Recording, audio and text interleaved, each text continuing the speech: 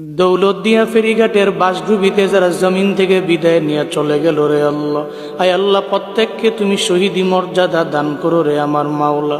আয় আল্লাহ কান্নার আওয়াজ, আয় আল্লাহ বাবা কান্না করে নিজের সন্তানের জন্য, স্বামী কান্না করে স্ত্রীর জন্য। একজন বাবা কান্না করতেছে, ওই বাবা কান্না করতেছে, বলতেছে সবাইকে, এই লোকেরা তোমরা যাও বাস থেকে আমার কন্যা সন্তানটারে, শিশু বাচ্চাটারে উদ্ধার করো। স্বামী কান্না করে, আমার স্ত্রীকে নিয়ে আমি ঢাকার দিকে রওনা হলাম। আমার স্ত্রীর কি উপায় হবে? স্ত্রীটাও তো আজকে বাসের ভিতরে জমিন থেকে বিদায় নিয়ে চলে যাইতেছে। ও দয়ার আল্লাহ, আয় আল্লাহ যারা জমিন থেকে বিদায় নিয়ে চলে গেছে রে আমার মাওলা, প্রত্যেককে তুমি মাফ করে দাও, শহীদি মর্যাদা দান করে দাও রে আমার আল্লাহ। আয় আল্লাহ প্রত্যেকটা পরিবারকে তোমার হাতে দিয়ে দিলাম, জিম্মাদার হয়ে যাও রে আল্লাহ।